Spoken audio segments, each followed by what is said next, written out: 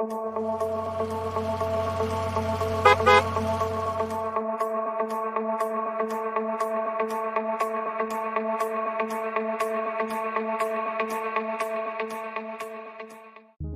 right, ready to dive deep into how our brains work on dates. Always. We're tackling Thinking Fast and Slow, the book by Daniel Kahneman. It can be a little tough to get through, which is why we're going to break it down and apply it all to dating. Exactly. What's really cool about Kahneman's work is he gives us this framework to think about those split-second decisions and gut feelings that we have, especially with attraction. He calls these two modes of thinking System 1 and System 2. Okay, so break that down for me. System 1, is that like the instant spark? Like when you see someone across the room and bam, you're intrigued. You got it. System 1 is super fast, intuitive, and emotional. It's that initial draw to another person. Gotcha. But then System 2 comes in, the slower, more deliberate side. It's what makes you pause and think, okay, but are they actually someone I could be with? So it's like System 1 is swiping right based on a cute pic, and System 2 is actually reading the profile to see if there's any common ground. Perfect analogy. And Kahneman, he doesn't stop there. He shows how these two systems can trip us up and lead to predictable errors, which he calls cognitive biases. Ooh, okay, now you've got me interested. What are some of these biases, and how do they mess with us in the dating world? Well, let's start with what he calls the halo effect. This is where one single positive trait, like maybe someone's looks, their energy, or even a fancy job title, influences how we judge everything else about them. Oh yeah, I've definitely experienced that. Yeah. Like we've all been on those dates where you're so into how someone looks that you kind of don't notice that they haven't asked you a single question the entire time. Exactly. The halo effect can totally make us overlook red flags because we're blinded by that initial positive impression. Okay, so how do we avoid falling for this? Do we all need to start dating with paper bags over our heads? Well, maybe not that extreme, but just knowing about the halo effect can help you step back and assess potential partners more objectively. Don't just focus on the surface stuff, but ask yourself, are we really compatible on a deeper level? That's a great point. It's so easy to get caught up in the excitement of a new connection, but it's so important to engage that System 2, like you were saying. Yeah. So are there other biases we should watch out for? For sure. Let's talk about priming. This is the idea that even subtle cues, even things we don't realize, can influence our thoughts and actions. Okay, so say I just binged a whole bunch of rom-coms. Does that mean I'm more likely to fall head over heels for the next person I meet, even if they're not that great? Totally possible. Think about it. Yeah. You've been primed with these images of grand gestures and whirlwind romances, so you might be more open to those behaviors even if they aren't realistic long term. So it's like those movies set us up with totally unrealistic expectations. Maybe I should watch documentaries before my next date. It's not about avoiding certain things, it's more about knowing how those little things shape our perceptions. The key is realizing when you're projecting those perfect images onto real people. Makes sense. So gotta be mindful of what we're consuming and how that could be shaping our expectations. What other mental traps should we watch out for? Let's talk about availability bias. This is where we overestimate how likely something is to happen just because we can easily think of examples. Ooh, I've definitely done that. It's like when you hear one bad online dating story and you're convinced it's all creeps and catfishes. Exactly. A few vivid examples can really stick in our minds, making us overestimate the risks and not see the potential good stuff. So how do we know if our fear is legit or just, availability bias messing with us? It's about perspective. Instead of focusing on those isolated incidents, zoom out. Are there also tons of success stories out there? Are those negative examples really representative of the whole picture? That's a good point. It's so easy to get stuck on those negative stories, but we need to remember they don't tell the whole story. And speaking of stories, Kahneman found that people often believe a good story more than hard data, even when the numbers are more accurate. He showed this with what he calls the Linda problem. The Linda problem. Now I'm really curious. Tell me about this. What does it have to do with dating? So imagine someone describes Linda to you. She's 31, outspoken, really smart, majored in philosophy, and she was super passionate about social justice issues. Now, which is more likely? 1, Linda is a bank teller. Or 2, Linda is a bank teller and active in the feminist movement. Well, the second one just sounds more like Linda, like it fits her better. Right. But if you think about it logically. Logically, it's way more likely someone's just a bank teller than both a bank teller and in a specific movement. But Our brains love a good story. So we're drawn to the story that feels more complete, even if it's less likely statistically. I can totally see how that applies to dating. Absolutely. We might be drawn to someone who seems perfect. On paper, they fit our type, they have a great job, they say all the right things, but sometimes we're so focused on that story that we miss red flags. So we need to be careful not to let those stories we make up in our heads get in the way of seeing things clearly. It's like we need to be detectives, looking for clues, not just following a good story. Love that. Now let's switch gears a bit and talk about a bias that can make us misinterpret patterns, especially after those awesome first dates. Ooh, lay it on me. What kind of patterns? Think about those amazing first dates that feel like magic. They're both witty, you connect, the conversation flows. Then the second date falls flat. Oh no. Don't tell me those great first dates are all a fluke. Not necessarily. It might just be what's called regression to the mean. This is basically a statistical thing where extreme outcomes, either good or bad, tend to be followed by more average ones. Okay, so that amazing first date doesn't mean the relationship is doomed, and that horrible first date doesn't mean I should give up on dating forever. Exactly. It's understanding that those super intense experiences, good and bad, are usually followed by something closer to the average. Okay, that's actually really reassuring. It means we shouldn't get too caught up in those early dates. They're just a tiny part of the bigger picture. Totally. And it works both ways. If you've had a bunch of meh dates, don't despair. A great date could be just around the corner. I love that. This is making me so much more optimistic about dating. It's not all about those first impressions. Now let's talk about a bias that can sabotage our dating efforts even when we're trying hard. Overconfidence. Oh, I know that one. Yeah. I've definitely spent hours crafting the perfect profile, like it's going to guarantee me a soulmate. That's the illusion of control. We tend to think we have more control over outcomes than we actually do, even when luck plays a big part. So even with the best pics and bio, there's still a lot that's out of my hands. Absolutely. Putting in the effort is great, but don't beat yourself up if things don't go as planned. Right. It's about balancing action with accepting what we can't control.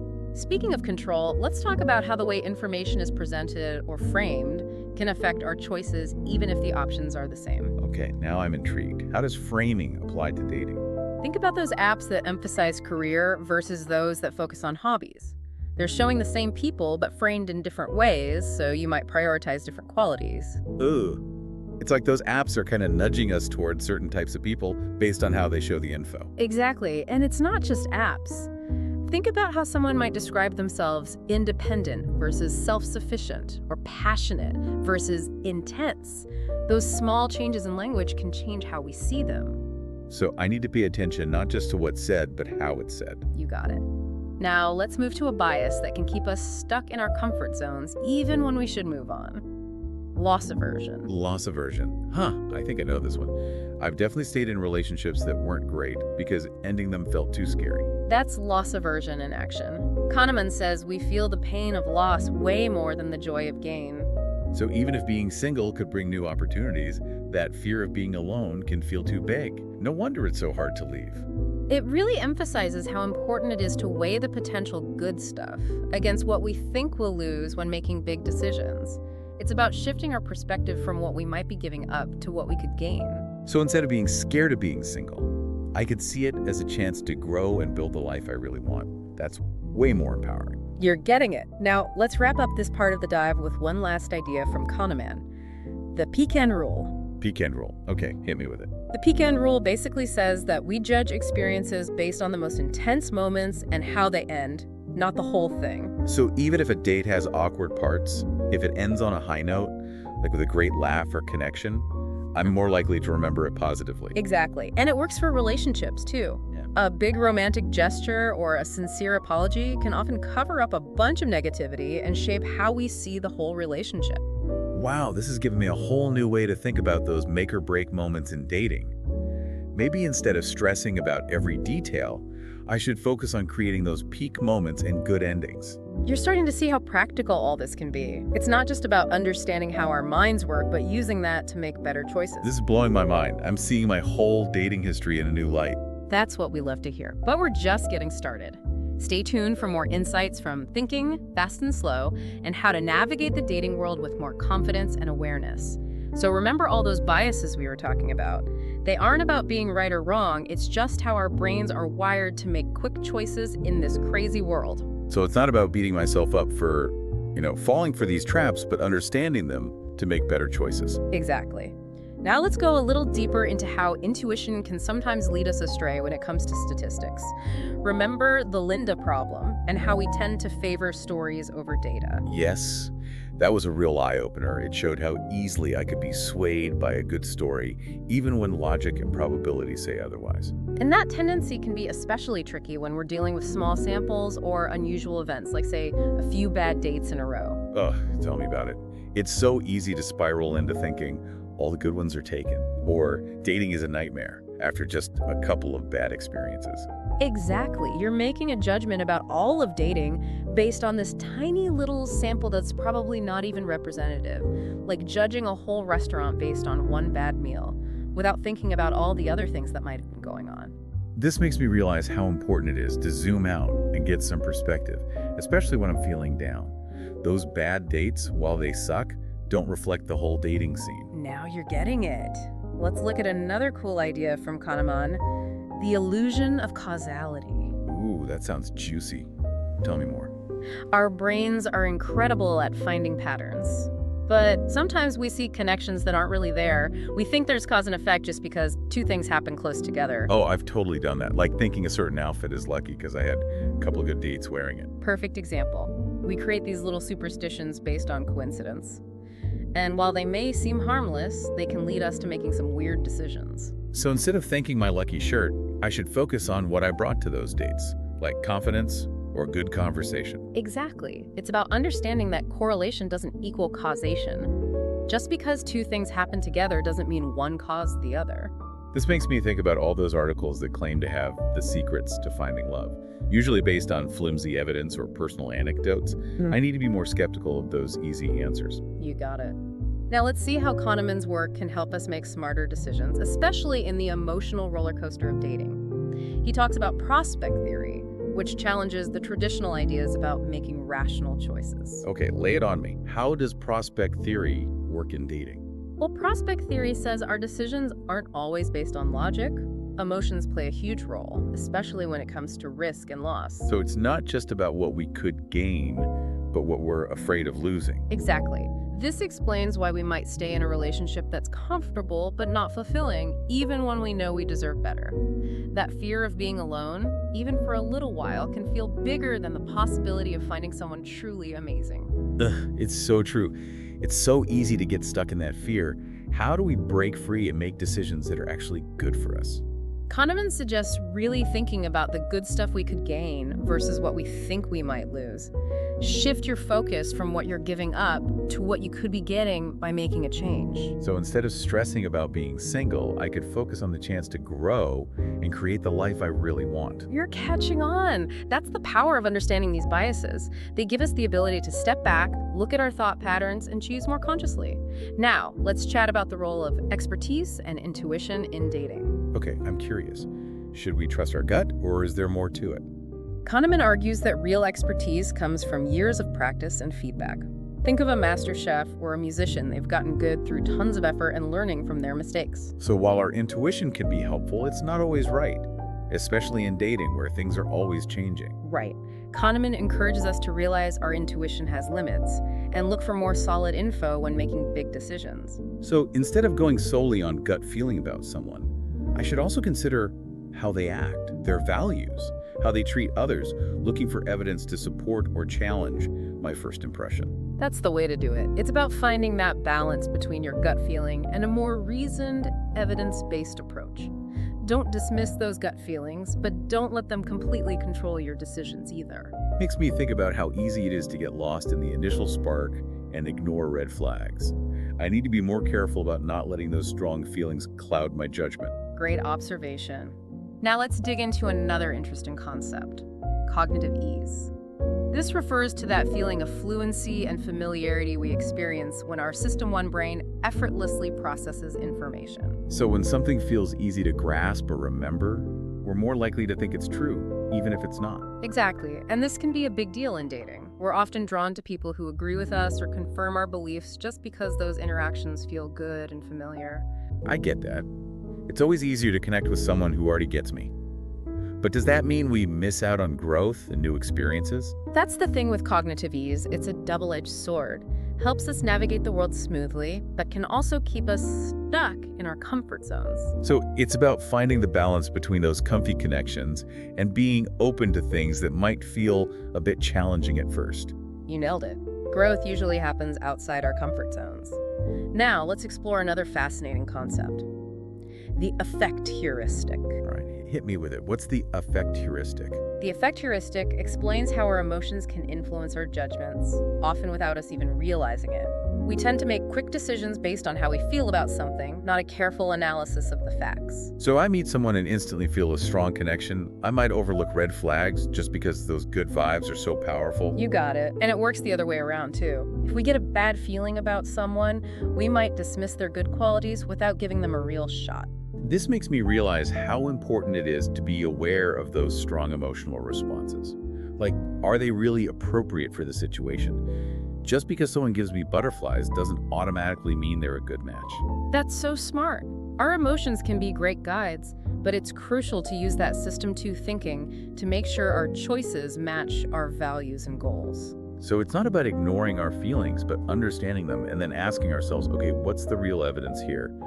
Do my feelings match up with what I actually know about this person? You nailed it. It's about that sweet spot between how we feel and a more reasoned, objective view. Now, let's shift gears and talk about how the way info is presented can impact our dating choices. I'm all ears. What do you mean by the way information is presented? Kahneman calls this framing effects. It basically shows how the way something is worded or the context it's in can seriously affect our choices, even if the options are basically the same. Okay, that sounds super interesting. Give me a dating example. Imagine you're thinking about trying a new dating app. One ad boasts a 90% success rate, focusing on all the happy couples. Another ad warns about a 10% failure rate, emphasizing potential disappointment. Logically, those ads are saying the same thing, but emotionally, they feel totally different. One is all happy, and the other triggers that fear of loss we talked about. Exactly. That's framing at work. By emphasizing certain parts of the same info, they can change how people see things and influence their decisions. So I need to be a good detective, not just when reading profiles, but also when seeing how the information is presented. What are they highlighting? What are they downplaying? You're spot on. Now let's bring this closer to home. Think about how you might describe your current relationship to a friend. You could focus on the good stuff or emphasize the tough parts. Whoa, that's true. Same relationship, but how I talk about it totally changes how I feel about it. And that's the powerful part. Kahneman reminds us that we have a choice in how we frame our experiences, both to ourselves and others. So instead of dwelling on those arguments, I can choose to focus on the things I love about my partner and the good parts of our relationship. You got it. It's not about denying the tough stuff, but acknowledging it while also seeing the good things that are there. This is making me realize how easy it is to get caught up in negativity. I need to be more aware of those automatic thoughts and consciously choose a more positive way to see things. That's a powerful insight. Now let's talk about how past experiences can affect our current choices. Kahneman introduces the availability cascade, which describes how an idea can become popular even if it's not true, simply because it becomes super memorable and widespread. Okay, I'm following. Yeah. How does the availability cascade play out in the real world? Think about those dating myths or stereotypes that never seem to go away, even though they might not be true. For example, the idea that men always have to be the ones to make the first move, or that women are naturally more emotional. Oh, I see. Those ideas get repeated everywhere, in movies and conversations, even from our own experiences. And even if we don't agree with them, they can still shape how we see things. Exactly. The more we hear these things, the more likely we are to believe them, even if the evidence is weak. It's like a snowball effect. So I need to be aware of those common beliefs and ask myself if they're actually true or just a product of this availability cascade. I should be more critical of what I hear and seek out different viewpoints. That's a super smart approach. Now, let's look at how the availability cascade can affect our dating choices. Okay, connect the dots for me. How does this show up in my love life? Let's say you're thinking about dating someone who doesn't fit the typical mold. Maybe they're older or younger, or they have a different lifestyle. If you've heard negative stereotypes about people like that, those beliefs might make you hesitate, even if you have no personal reason to believe them. Wow, I see how those beliefs can really limit our options. I could miss out on amazing connections just because I'm letting stereotypes cloud my judgment. That's the danger of the availability cascade. It can make us overly cautious and resistant to trying things that challenge what we think we know. So it's about being willing to step outside those comfortable stories and embrace the amazing variety of human experience. I need to be open to dating people who might not fit the mold, but could totally surprise me in the best way. That's the spirit. It's realizing that what we believe is often shaped by what we've been exposed to, and it's always good to seek out new perspectives and challenge those assumptions. This makes me think about how important it is to have a diverse group of friends and expose myself to different cultures and ways of thinking. It can open up my world and make me more open to new experiences. Absolutely. The more we surround ourselves with different perspectives, the less likely we are to fall for those narrow and often inaccurate beliefs. This is so helpful. I'm starting to see how Kahneman's work can help me be a more conscious and discerning dater, less influenced by biases and more open to possibilities. And that's what this deep dive is all about. Empowering you to understand your own mind and make choices that lead to greater happiness. But we're not done yet.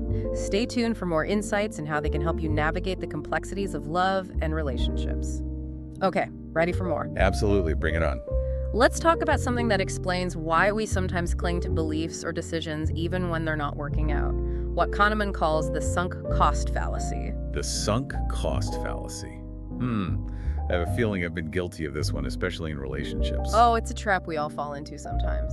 The sunk cost fallacy basically says that we tend to stick with something, whether it's a project, a business decision, or even a relationship, just because we've already invested a bunch of time, energy, or resources into it. So like staying in a relationship that's not really working just because I've been in it for years and don't want to feel like it was all a waste? Exactly. We feel this sense of obligation to those past investments, even if they're not making us happy anymore. It's like we're trying to justify those sunk costs by holding on to something that's not bringing us joy or fulfillment. Yeah, it's those feelings of guilt or obligation that can really cloud our judgment.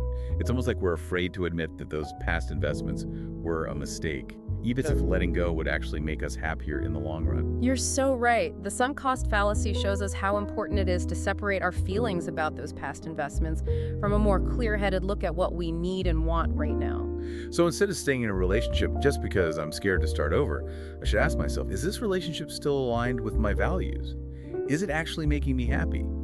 And if the answer is no, then maybe it's time to move on, no matter how much time I've already put in. You got it. It's a good reminder that our past choices don't define our future. We can always choose a new path, even if it feels scary. This is so empowering. It's like giving myself permission to prioritize my own happiness, even if it means letting go of something familiar. And remember, letting go isn't failing. It's about respecting yourself and making a commitment to a happier future. I love that perspective. Okay, so what else can Kahneman's work teach us about love and relationships? Well, Kahneman points out that how we experience something in the moment and how we remember it later can be totally different. Okay, how so? Our experiencing self is living in the present, feeling all the highs and lows as they come. But our remembering self focuses on the most intense parts and the ending, not the whole experience. So even if a relationship has lots of good moments, if it ends badly, that's what's going to stick with me. Kind of a bummer. But it also shows how important it is to create those positive memories and, if possible, to end things on a good note. Those final moments can really shape how we remember everything. Makes me think about how we often romanticize past relationships, remembering the good times and downplaying the bad like we're rewriting history to make ourselves feel better. That's just being human. We try to make sense of our past by telling ourselves stories that make it all seem coherent and meaningful. True. But how do we avoid getting caught up in that and making choices based on a warped view of what really happened? Kahneman suggests being aware of how our memories can be biased and asking for more objective feedback when thinking about past relationships. Ask yourself, what were the patterns in that relationship? What were the hard parts? What did I actually learn? That's a really helpful way to approach it.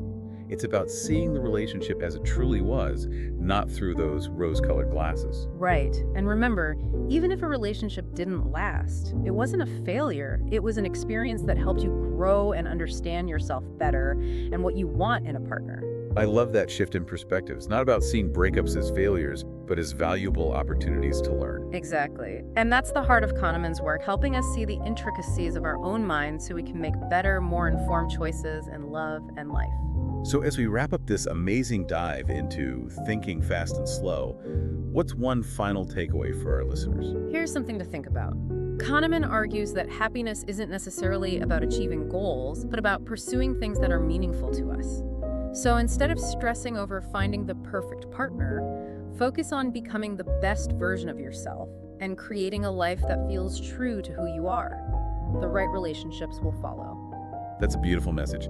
So listeners, as you navigate the world of dating, remember to be kind to yourselves, embrace the ups and downs of the journey, and trust that you have the wisdom and strength to create the love life you deserve. And don't forget, understanding these biases doesn't mean you have to become a dating robot. It's about bringing awareness to those automatic thoughts and behaviors so you can make choices that come from both your heart and your head. Absolutely. Thanks for joining us on this incredible deep dive into the fascinating world of thinking fast and slow. We hope these insights help you navigate the dating landscape with more confidence and clarity. Until next time, happy dating.